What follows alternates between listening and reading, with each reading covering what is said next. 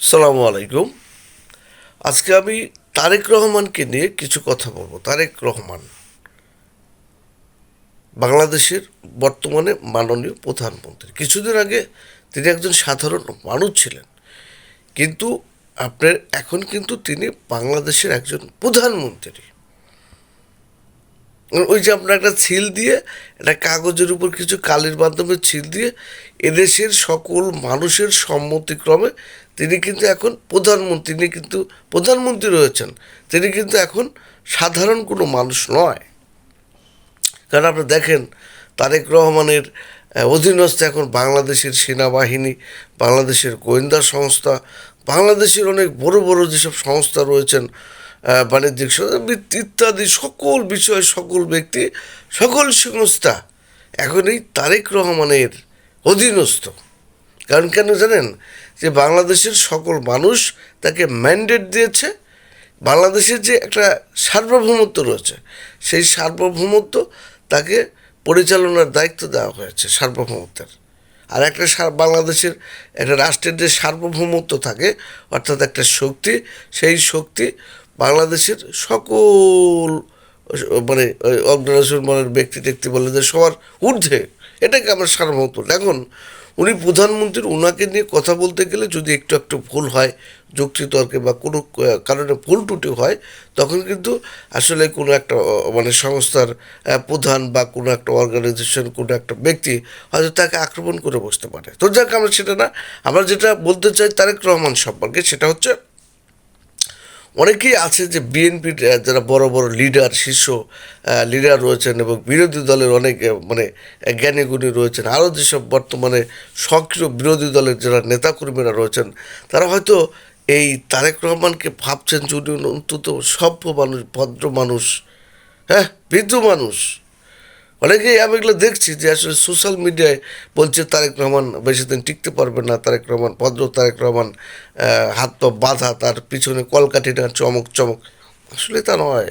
আমি তাদেরকে সাবধান করছি যারা তারেক রহমানকে সভ্য এবং ভদ্র ভাবছেন। তিনি একজন ভদ্র মানুষ, কিন্তু ওই সভ্য ভদ্র মানুষকে দুর্বল দৃষ্টিতে দেখছেন। আমি সেই সব মানুষকে সাবধান করার জন্য আজকের এই ভিডিওটা বানিয়েছি। যদি ভালো লাগে সাবস্ক্রাইব করে দেবেন, শেয়ার করে দেবেন। তো আসলে যেটা বলতে চাই, তারেক রহমান উনি বর্তমান বাংলাদেশের একজন প্রধানমন্ত্রী। তো অনেকে ভাবছেন যে তার সন্তান নেই, তার একটা ভাই ছিল, তারও সন্তান নেই, সেও মারা গেছে।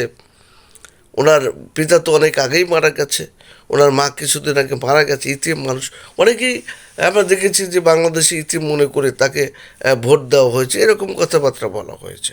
তো যাই হোক, উনি এখন বাংলাদেশের একজন প্রধানমন্ত্রী, আমাদের সবার শ্রদ্ধেয়, মাননীয়। তো কাজেই তাকে এ ধরনের কথাবার্তা আসলে আমাদের ভুলটুটির আওতায় চলে যাবে। আমি সেই সব লোকদের সতর্ক করতে চাই যারা তারেক রহমানের ইচ্ছার বিরুদ্ধে কাজ করবেন। অনেকে ভাবছেন তারেক রহমান দুর্বল, এই সেই বিভিন্ন ভদ্র কোয়ালিটির মানুষ, হ্যাঁ, তাকে পুতুল বানিয়ে বা আমরা পিছন থেকে কলকাঠি নাড়ে তার যে উদ্দেশ্য, আশা আকাঙ্ক্ষা আমরা অন্যদিকে নিয়ে যাব, সেটা সেই সব মানুষদের আমরা সতর্ক করব। আমি আরেকবার সতর্ক করতে যাচ্ছি যে যারা তারেক রহমানকে দুর্বল ভাবছেন, তারা অন্য জগতে রয়েছেন। আপনি বলতে চাই, তারেক রহমান কিন্তু সাধারণ কোনো ব্যক্তি নয়। তারেক রহমান একজন সেনা প্রধানের ছেলে, বিষয়টা মাথায় রাখতে হবে। উনি সাহসী মানুষ, উনি সাহসী মানুষ, বুঝতে পারছেন? উনি একজন জেনারেলের সন্তান। আমরা দেখেছেন চট্টগ্রামে তারেক আপনার এই যে আপনার জিয়াউর রহমান কীভাবে দেখেন যে বাংলাদেশে বর্বরচিত হামলা চামলা চলছিল, পাকিস্তান সেনাবাহিনী হত্যাযজ্ঞ চালাচ্ছে, মানে ভয় চারিদিকে, শুধু ভয়, জীবন বাঁচানোর যে একটা মানে প্রতিযোগিতা। সেই সময়, সেই অত্যন্ত কঠিন সময়ে যে আপনি কালুরঘাটে গিয়ে তাদের বিরুদ্ধে যে আপনার ভাষণ দেওয়া, মানে স্বাধীনতার পাঠ করে এবং স্বাধীনতার ঘোষণা দেওয়া, এটা এটা অত্যন্ত সাহসের ব্যাপার। তারই সন্তান কিন্তু ওই তারেক রহমান। তাকে দুর্বল ভাববেন না, তার মধ্যে পর্যাপ্ত সাহস রয়েছেন। তো আমরা বলতে চাই যেটা মেইন কথা, তারেক রহমান জিয়াউর রহমান যে বাংলাদেশে, আমি একটা ভুল কথা বলতে চাই, জিয়াউর রহমান যে বাংলাদেশি জাতীয়তাবাদ, বাংলাদেশি যে জাতীয়তাবাদ প্রতিষ্ঠা করতে তিনি চেয়েছিলেন, সেদিকে কিন্তু আমরা দেখছি যে জনাব তারেক রহমান এগোচ্ছে।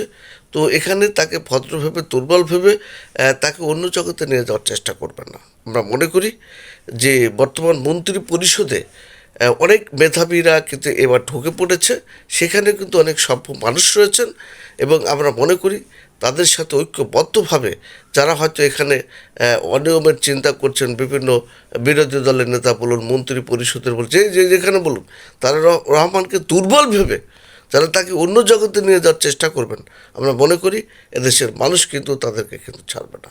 আমরা বলতে চাই যে সুন্দরভাবে দেশ চলবে, এবং এই যে বাংলাদেশের জাতীয়তাবাদ, সেটা প্রতিষ্ঠা করতে আমরা মনে করি এদেশের মানুষ তারেক রহমানকে সহযোগিতা করবে।